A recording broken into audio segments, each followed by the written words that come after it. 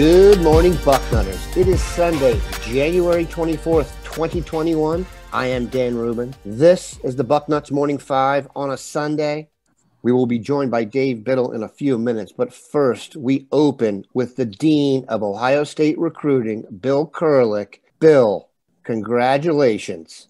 Bill's son and his wife welcomed in a beautiful baby boy into the world. G. William Kurelic now graces the earth. Bill, you have a granddaughter and now a grandson. How does it feel to be Grandpa Kurelic once again?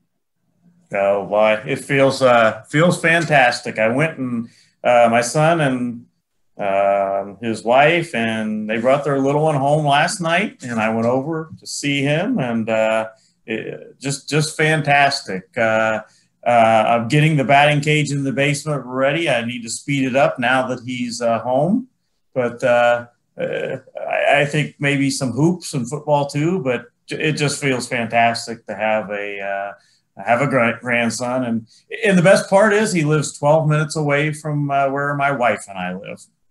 Multi-sport athletes are best recruited. You obviously know that, Bill. So congratulations, Grayson William Kurelic. You are a very lucky individual. And I might say very honored that they decided to make have his middle name be my first name. So that was pretty cool.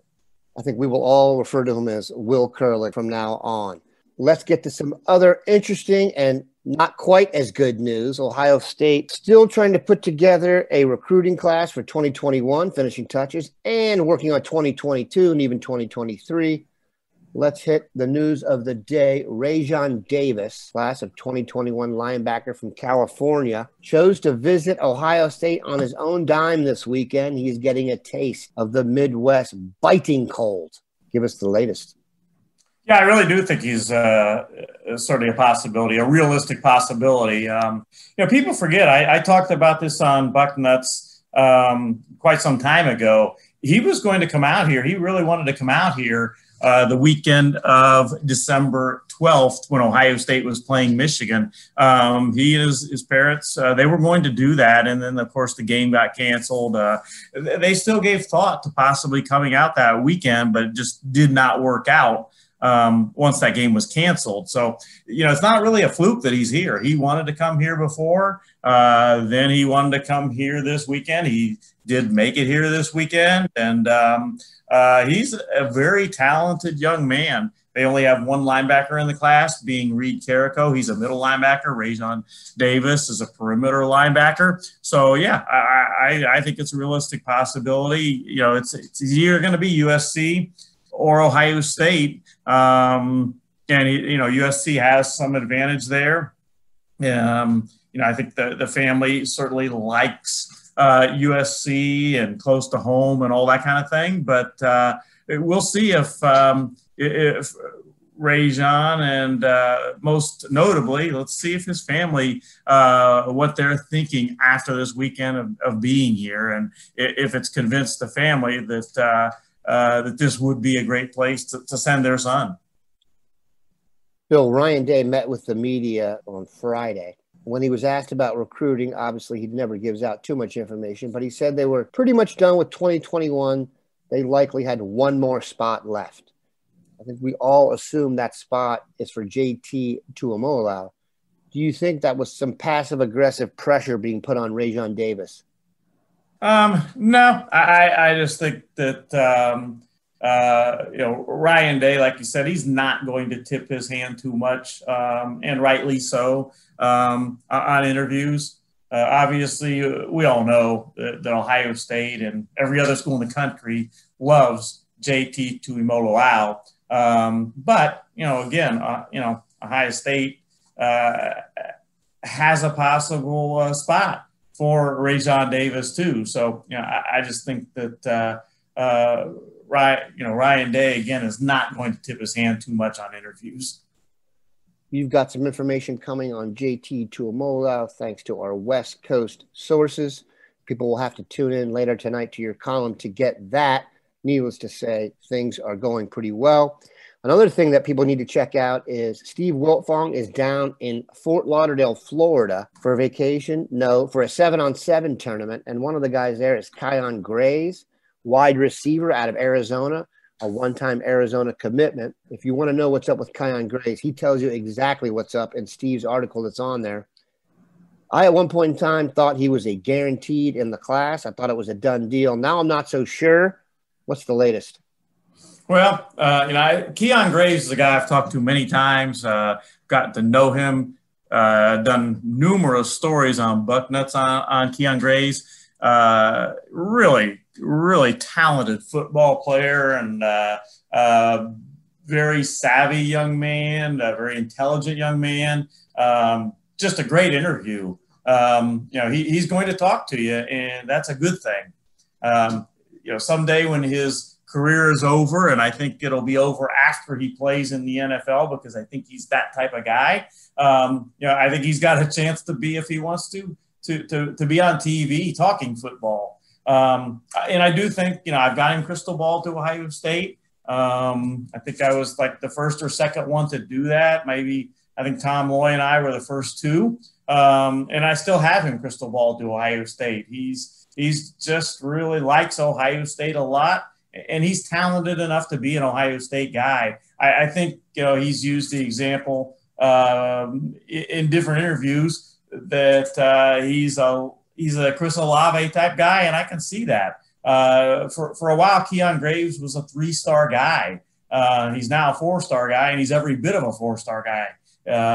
I still like Ohio State and Keon Graves. I would really encourage you to go read the story that Steve Wilfong has up now. The kid really does give you a good sense of where he's at. And in terms of how good he is that good. If you go back, Mark Porter, we had him do an offer evaluation on Graves, and he jumps off the screen. Let's bring it home. Many of the new Buckeyes have arrived on campus. Give us a sense of who's here and who's not. Most of the 5-star guys are here, led by Jack Sawyer. He's here. Kyle McCord arrived, and of course Jack Sawyer didn't have far to go, but and Travion Henderson is here. The one that's not the 5-star guy is Donovan Jackson, but he's not an early graduate, so he's not going to be here till the beginning of June. But you got the 5-star guys. You've got Reed Carrico. He's up here from Ironton and ready to roll. Evan Pryor's on campus now. Marvin Harrison Jr. is on campus. Zen Michalski from Indiana is here. Ben Chrisman, Tyleek Williams. So most of them are here. Not quite all of them yet, but most of them are here. And, they're going to be quarantined for a week. Then they'll start. Right now they're doing online classes. They've been doing online classes. But starting February 1st, after their quarantine is over, then they begin with Mick Marotti. They begin in-person classes, and away it goes. If I was going to pick out a trio that they have the most expectations for to produce as true freshmen, lest we forget, that's still very difficult to get on the field as a true freshman, I will go with defensive end Jack Sawyer and running back Travion Henderson as the low-hanging fruit. But give me defensive back Jordan Hancock as the third guy. How do you feel about my first two, and what do you think about Hancock possibly getting on the field as a freshman? Well, Jack Sawyer is going to play as a freshman. If he stays healthy, there is zero doubt in my mind he's going to play as a freshman. I think Travion Henderson has a good chance, too. I'd be surprised if he doesn't get some action, at least some action as a true freshman. And then, as you mentioned, I would take one of the corners has a chance, certainly, and Jacqueline Johnson is outstanding, and so is Jordan Hancock. Tell you what, Denzel Burke has a lot of confidence. If you talk to him, and I did a story on Bucknuts on Friday on him on our site, he's ready to roll. He's very confident. But one guy that you have to, have in there, people are overlooking him, but Jesse Murko, punter, Ohio State, Drew Chrisman is leaving, and Jesse Murko hasn't been brought here to set the bench. He's coming over again. He's not necessarily, he's a freshman and all, not the typical freshman because he's not 18 or 17 or 18 years old. But I expect Jesse Murko as a true freshman to be Ohio State's punter. I was definitely overlooking Jesse Murko. That's why they call him the dean. He's not just the dean. He's the grandpa. He is Bill Kurelic. Bill, thanks for your time on a Sunday, brother. Hey, have a great day, and we'll finish off. The guys are rolling early, and should be a great day on Bucknuts. As promised, we are joined by Dave Biddle as he hops to the other side of the mic. Dave, thanks for joining us on a Sunday. Good morning, Dan. Good to talk some Buckeye football with you this morning. We just had the Dean on and covered recruiting. Another guy who's worthy of a nickname that implies they've been around for a while, Greg Mattison, will not be around any longer for the Ohio State Buckeyes. He came over to oversee the defense. He is retiring. It was kind of an interesting setup there, so we don't have a traditional look for another defensive guy situation going on here, Dave. Bring the people up to speed. Well, I think that Ryan Day is going to look for someone to really be a right-hand man for Kerry Combs, a guy that's going to come in and have a lot of say in the defense. Kerry Combs is not going to get demoted. And frankly, even if he was, that would not be made public. But he's not going to be demoted. But again, if he was, they wouldn't make that public, just like they didn't make it public when they brought Chris Ash in, and he was really the defensive coordinator, and Luke Fickell had to take somewhat of a demotion. They weren't going to make that public. I don't think it's going to be the same situation with Kerry Combs. I think Ryan Day is going to give him another year at least of calling the defense because of everything that was stacked against him this year with lack of depth, the crazy schedule, not having an offseason to install what he wanted to install, things like that. And I know those are excuses. You have to be better than what they were defensively, a lot better, especially against the pass. And he has to be better. But I don't think they're just going to hire some position coach to come in here. They're going to hire a guy that is going to have a lot of say. I don't know who it's going to be, but I do think it's going to be similar to what we saw with Jeff Hafley a couple years ago, where it's somebody that wasn't really on our radar, that I think Ryan Day is going to pluck somebody probably from the NFL ranks, a guy that's a position coach in the NFL, to be the co-defensive coordinator here, with a lot of say, though. Co-defensive coordinator might not even do justice to how much say this guy's going to have in calling the defense. That's just my inclination. I don't have an inside source saying this is what's going to happen. That's just my guess, but I feel pretty strongly about it. That's how it's going to transpire. Do you think they missed Jeff Hafley? I do. I mean, and he's just an excellent coach. I mean, look what he did at Boston College as head coach. Not that it was a great year, but 6-5, and some of the games that they lost, they were right in it, especially, against Clemson, against North Carolina, good teams. Then they had a couple games where they didn't play very well. I think Virginia Tech toasted them. What Jeff Hafley did was very impressive. And yeah, he had tons of talent. I mean, anybody would have died for the talent that he had. But those same guys were on the team the previous year. And yeah, they were a year older. But Ohio State's defense in 2018 was awful for Ohio State standards. It was 72nd in the country in total defense. Jeff Hafley takes over. They're the number one total defense in the country. They weren't number one this year. They were not number one this year. They could stop the run really well. So there you go. I mean, and the talent in 2018 was certainly better than it was in 2020. Everybody knows the talent in 2019 was better than 2020. But if you're focusing on 18 versus 20, I still think the talent in 2018 was better than this year's. But they have to be way better. They have to be way better than what they were this year. To answer your question, yeah, they missed Jeff Hafley. I thought the world of Jeff Hafley and still do. Here's something for the listeners out there. This is what a great guy this is. In the middle of the season this past year, I got a direct message from Jeff Hafley on Twitter thanking me for how my coverage when he was at Ohio State. This past year when he was at Boston College. That's the type of guy Jeff Hafley is. So great coach, great guy. I'm not surprised at all that he's a successful head coach already. It's too bad Ohio State couldn't keep him longer. But I'm telling you, man, I still believe in Kerry Combs. It's too small of a sample size. They played 25% of their games this season against Alabama and Clemson. Clemson couldn't run the ball at all. They passed for a lot, but Ohio State, I thought overall their defensive game plan was good in that game. Alabama, they didn't have time. Here's me giving excuse after excuse, Dan. Alabama, they didn't have Tommy Togiai and Tyreek Smith. That hurt a lot. Still, they have to be way better. And I recognize that. Kerry Combs has to be a lot better. I think he will be. But this hiring for Ryan Day is huge. And I think he's going to knock it out of the park like he has so many other times with his hirings. One of the things we've learned over the last few seasons is to beat whichever of the top three teams is at their best, meaning Clemson, Ohio State, or Alabama. You can't have an obvious weakness. I thought Clemson's offensive line couldn't get it done. Our secondary couldn't get it done. And one of Alabama's strengths is they really had no discernible weakness. They've got to rebuild the secondary, and they've got to, insert a ton of new linebackers. So the defense is going to be a work in progress, be very interesting.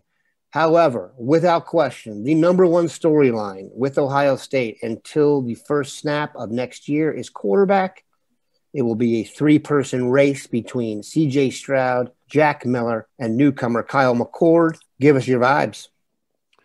I think it's going to be C.J. Stroud. I'll be very surprised if it's not. And it's kind of easy to say that now because I think Ryan Day tipped his hand at the end of the season when there was a couple times, including in the Clemson game when Justin had that hit that looked like Andy Katzenmoyer taking out Corby Jones in 1997. I've never seen a game, that Missouri game in 1997, change on one hit. I mean, Missouri is winning that game. Katzenmoyer flattens Corby Jones, and that's like Missouri had no chance the rest of the game. And Corby Jones still played, but he was like a shell of himself. And when Fields got hit, I'm thinking, that reminded me of the Katzenmoyer hit. Of course, Fields misses one play, but that one play, it was C.J. Stroud going in there, and we saw that in another game as well down the stretch. So I think it's going to be C.J. Stroud, even if we didn't see him getting those cameo appearances when Justin Fields got hurt, Dan. Love his film in high school. And I also love that he went from a kid that was a 3-star to a 5-star in the span of 1 year. That tells me that he has not even come close to reaching his ceiling yet. This wasn't a kid that, not to throw it. We love to make fun of Tathan. I'm not good. There's a lot of kids like Tate Martell out there that like peak when they're in 9th grade, or maybe peak when they're in 10th grade. For whatever reason. C.J. Stroud's the kid that isn't even come close to peaking yet. He's just going to get better and better. He needs to get stronger. He's kind of rail thin right now. Not a thick guy naturally anyway. There's a guy named Coach Mick that's going to solve that problem quickly for the Buckeyes. And I think C.J. Stroud's going to be a tremendous player. I mean, when you look at his film, I mean, he was playing against the top competition in California when he was doing it. He can make all the throws. He can run the ball. Again, the only thing he needs to do is add strength to his frame and just weight in general, because he's got the arm, he's got the legs, he's a smart kid. He's not a knucklehead. I think that's so important. Quarterbacks have to be, they have to be leaders, and they cannot be knuckleheads. We know that. You have to be a CEO to be a quarterback. But I like a lot about Jack Miller too. That's what's weird. I'd be sitting here like, touting his praises if it wasn't for C.J. Stroud. I just think C.J. is going to be the guy to beat out Jack Miller. But Jack Miller is going to give him a run for his money. I like Kyle McCord a lot too, Dan, a lot. But I think it's going to be C.J. Stroud. And I think, it's just unbelievable, especially when you live through the Cooper years. And, there were some good quarterbacks later on in the Cooper years, starting with Bobby Hoying and going into Joe Germain. But there were some rough times before that. And now you look at Ohio State. Craig Krenzel, they won the national championship because of that defense, but still, we'll throw Craig Krenzel in there. He was a national championship quarterback and was tough as nails and was clutch. You go from Krenzel basically to Troy Smith, basically to, Terrell Pryor with Todd Beckman thrown in there who took him to a national championship game. Everybody thinks that he was terrible. He had his one season as a starter, first team All Big Ten, go to the national championship game, to Terrell Pryor, basically then to Braxton Miller, basically, J.T. Barrett, Cardale Jones, Dwayne Haskins, Justin Fields, on and on and on. I think C.J. Stroud's going to be the heir apparent. It's crazy when you look at the lineage of quarterbacks that Ohio State has produced lately, and it's just going to keep getting better and better because of Ryan Day. It's unbelievable, though, the string of quarterbacks that Ohio State's had since Craig Krenzel. I don't know if there are textbooks anymore or history books, but if you were writing like a history chapter of this time in Ohio State's history, like you said, they may just really focus on the quarterbacks because it wasn't just Ohio State. The Big Ten hadn't produced a first-round quarterback since Kerry Collins before Dwayne Haskins. And now Ohio State's going to be on a stretch where, and I've said this out loud and people laugh at me, I think they're going to have about 8 straight first-round quarterbacks. I know that sounds outlandish, but if you're picking from the top 3 every year like Ryan Day is, I don't see why it can't be done. If you give them credit for Joe Burrow, or at least some of it, you're already got 3 in the tank. The only thing I will say is, and I do not think he'll win the battle, but when Mark Porter broke down all 3 quarterbacks, he said if they were the same age, he probably would like Kyle McCord the most. And then don't forget, the number 1 quarterback, not in college football, Quinn Ewers, is slated to come after that. And it's not that hard to recruit when you have Quinn Ewers there to be his heir apparent. So I think we get the mode here. To touch on what Mark Porter said, who does a fantastic job. I just love that he's on our staff again. Yeah, I mean, think about it. Ryan Day had his pick of the litter. It was different than the 2020 class where Ryan Day, I don't know if he had to play catch up because he got in, as far as the big boys, he was in on CJ Stroud as early as anybody. He was in on CJ Stroud when he was a 3-star. And they had been recruiting Jack Miller for a long time. But it was still a little different in the 2021 class. It felt like Ryan Day had his pick of anybody he wanted. J.J. McCarthy wanted to come here. And everybody thought, oh, well, J.J. McCarthy's ranked higher. That's who we want. Recruiting fans look at it. We want the guy who's ranked number 1. And Ryan Day said, I want this guy. I want this Kyle McCord guy. He handpicked him. So it doesn't surprise me at all that Mark Porter loves his film, because I know Ryan Day, absolutely loves Kyle McCord's film and everything about him. And he handpicked him over J.J. McCarthy and other quarterbacks that wanted to come here. The growing narrative you're getting in college football now is about the top group of teams separating themselves from the pack. This year will be the absolute example of that. If you look, Ohio State, Justin Fields, Clemson, Trevor Lawrence, and Alabama, Mac Jones all have quarterbacks that are going to get drafted, top 20 at least. All of them have an All-American ready to step in right away, and one behind that. They're not just getting more depth and talent from the other positions. These programs are set at quarterback. And the reason Oklahoma is used as the 4th team occasionally is because of people's belief in Lincoln Riley and the fact that he gets so many good quarterbacks. I talked to Bill about this, and we're going young here. Of the freshmen that are on campus, we know Jack Sawyer is going to be asked to play early. We assume Travion Henderson. I said I thought a guy like Jordan Hancock could make plays early just because they have holes in the secondary. Is there any other true freshman you have super high hopes for, knowing it's still really hard to get on the field at Ohio State as a true frosh? Yeah, that's the thing. I think I'm glad you mentioned that fans need to remember. It is really, really hard to play a lot as a true freshman. We all talk about this guy's going to play, this guy's going to play. And it's, if you get out there for a few plays, meaningful snaps, that's a lot for a true freshman. For example, Jeff Okudah, number 3 pick of the draft, only played 3 years. His freshman year, he played a decent amount, but not a lot if you look back on his freshman year of 2017. That's by far the most a true freshman corner has played at Ohio State in a long time. Those plays that Jeff Okudah played. So it's really, really hard even for the best to play. So with that out of the way, yeah, I think you hit on the names. I think Travion Henderson is going to have a role in this offense. Is he going to come in and start as a freshman? I don't know. That's one of the positions as a freshman you can come in and play right away. We saw it with J.K. Dobbins. We've seen it with many running backs over the years. Maurice Clarett, of course, on and on and on. Eddie George before he had the fumbles, and then they basically benched him till his junior year after he had the fumbles as a freshman. Rod Smith. Yeah, I mean, you can go on and on and on. I mean, Beanie Wells, he came on. He was good his true freshman year, but really came on toward the end, especially in that Michigan game in 2006. So I think that's one of the positions that true freshmen can come in and play. So I expect Travion Henderson to play. You mentioned Jack Sawyer. That's another one, defensive end, pin your ears back and go after the quarterback. You can do that at the end and get him in there for a few plays. Corners a lot tougher, but they need corners to step up. So I agree. I think Jordan Hancock has a chance. Another guy that has a really good chance that I love is Ja'Kalen Johnson. I think he's going to be a guy that both him and Hancock have the chance of being elite corners. Probably not right away, though. They're going to have their lumps as true freshmen and probably going to be backups. But I do think those guys will play. Maybe Evan Pryor. We'll see. He's a more of a scat back, but maybe a little thicker than maybe we're giving him credit for. I don't want to call him a scat back. I'll take that back. But he's another guy that might be in the mix there. I think probably those are the guys. I am trying to think of anybody else. Maybe, now that I think about it, I could see one of the D tackles. I could see Mike Hall or the big dude from Maryland. I could see one of those guys, if not both, getting some playing time.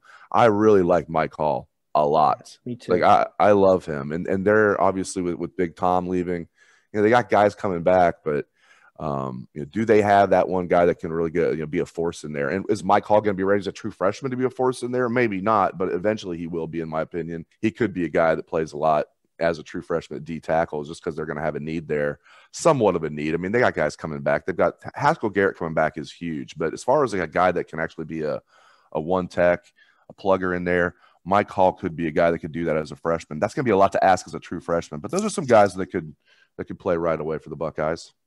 Thing about Hall, he has an exceptional first step for a guy his size, so I could see him being part of maybe a rush package from the interior, but I have super high hopes for Mike Hall. Like, he's my favorite defensive interior guy they've gotten in a while. Togi turned out to be the most consistent, but good Lord, Mike Hall's tape, if you watch it, it's very uncommon for a defensive tackle to have an issue overrunning plays because he's moving so quickly. All right, let's talk about the big football games that are still going on today. Dave likes NFL football, so do I. I like to follow the Buckeyes, and this is some bizarre confluence of teams where I'm not going to get to do that much. The only guy I can think of is Corey Linsley, and I would like to say something about the center of the Packers. If you want to look at a difference between the Tressel regime and the Urban Meyer and Forward regime, Corey Linsley just graded out as the #1 center in the NFL. That means he's the best center on earth. Corey Linsley, before the NFL draft, when he was going to get picked, had a job lined up to be a stockbroker type here in Dayton. He didn't even know if he was going to get drafted. There is no way a center that good could get through Ohio State's program that long. We would have been all over his draft stock. We talked about Josh Myers' draft stock for 3 years. We never discussed it with Corey Linsley. He was going to take a job selling stocks in the Gem City, and he's the best center on planet Earth. So we will pull for Corey today. He's the only one plan that I can think of. Give me your picks for both games, and am I missing on some Buckeyes here? No, it's defying the odds. It's the craziest thing. I believe – here's how crazy this is for the listeners out there. I believe there are 2 teams in the AFC that have 0 Buckeyes on them in the entire AFC. They would be the Kansas City Chiefs and the Buffalo Bills. This is defying odds that in the AFC Championship game, 0 Buckeyes. NFC Championship game, as you mentioned, 1 Buckeye, Corey Linsley. I don't think the Bucks have any. Although it kind of feels like Antoine Winfield Jr. is a Buckeye because his dad's still one of my favorite players of all time. Definitely my favorite DB. To come out of Ohio State. But yeah, it's crazy that 3 of the 4 teams don't have any Buckeyes. Every team in the NFL seems like, except for those 3, seems like they have at least 1 Buckeye, usually multiple Buckeyes. It's crazy. So yeah, your Corey Linsley story, that's hilarious about him. He was going to be a stockbroker in Dayton. Instead, he's drafted in the 5th round, takes over immediately as a rookie, as the starter, never gives it up. And now, as you mentioned, the #1 center in football. He's the first team All-Pro. He's the #1 center in football, according to Pro Football Focus. Great guy, as you know, from a great family. Couldn't be happier for him. Good time to be the #1 center in football, Dan, because his 4-year contract that he signed, his second contract, which is a good contract, that runs out after this year. He'll be an unrestricted free agent. So Corey Linsley going to be making even more cash next year. I couldn't be more happy for him. Do you think the fact that Aaron Rodgers doesn't want to put his hands in another man's crotch for the next 5 years will lead him to get even more money? I imagine that's a good guy to have in your back pocket, literally. Yeah, with everything they've done to Aaron Rodgers, Devontae Adams has turned into an absolute elite receiver. But it's like for years they weren't drafting receivers for him. They wouldn't go out and sign receivers. They wouldn't do this and that. This past year they like hyphens. They take quarterbacks in the 1st round. They like their Valdez Scantlings. But it's like for years they weren't doing things to help Aaron Rodgers, including this past year, drafting a quarterback in the 1st round. Yeah, I think Aaron Rodgers will tell them, you're not allowing my center to leave. You are re-signing Corey Linsley. They just re-signed their left tackle who actually got hurt to a big-time contract. He's another guy that was, an all-pro. But, yeah, man, Aaron Rodgers, I'm sure, is going to make sure that they hold on to Corey Linsley. But Corey Linsley's going to get paid a lot of money, and I feel really good for him about that. But, yeah, I'm going to go chalk today, both as far as who wins and who covers. I'm going to have Packers winning and covering the 3-point spread, or maybe it's 3.5, and I'm going to have the Chiefs. I feel better about my Chiefs pick than I do the Packers. I can see the Bucks. I mean, I think that's good. They're both going to be tremendous games, but I think people are overcorrecting on the Chiefs. The Chiefs have not been impressive lately, especially last week. And I think everybody thought the Browns, really going to be in trouble. As it turns out, it took Chad Henne to come in and save the day for the Chiefs. Nobody saw that coming. How many people saw that and literally their first thought was, Chad Henne still plays football? Everybody, I think even the dead Schembechlers were like, oh, wow, our guy is still playing football. If you have not heard the Chad Henne is a joke song out there, Bucknutters, Google it after you listen to this show. Chad Henne is a joke, dead Schembechlers. Make sure your kids are not around, and don't do it at work. It's not safe for work, but it is one of the funniest songs ever.